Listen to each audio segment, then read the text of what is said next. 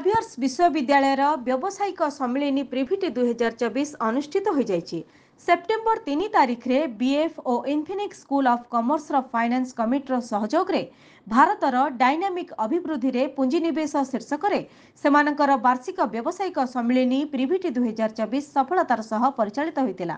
Exine विश्वविद्यालय registrar Anthony R उभारी एही उत्सव को उद्घाटन करथिले।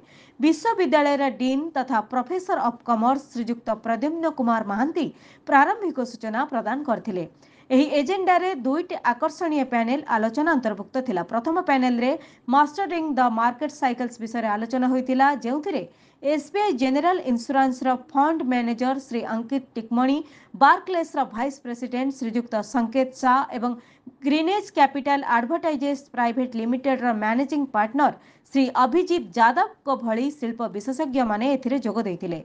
एही अधिवेशन बजार परिवर्तन को बुझिबा एवं भारतर द्रुत विकासशील अर्थनीति मध्य अनन्य विनियोग सुजोग को चिन्हट करने उपरे ध्यान देथिले।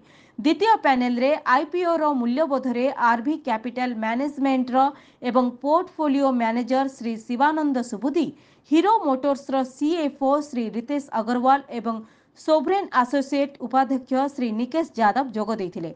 एही आलोचना भारतर आईपीओ बजार जटिलता उपरे आविर्भूत होइछि।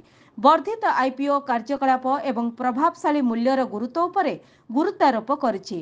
पैनल आलोचना परे उपस्थित व्यक्ति माने वक्ता मानक सहित प्रश्नोत्तर अधिवेशन रे नियोजित होइतिले एवं ज्ञान आदान प्रदान पई एक इंटरैक्टिव परिवेश सृष्टि करथिले। भुवनेश्वर एल्ला मांदी को रिपोर्ट, जनशक्ति टीवी।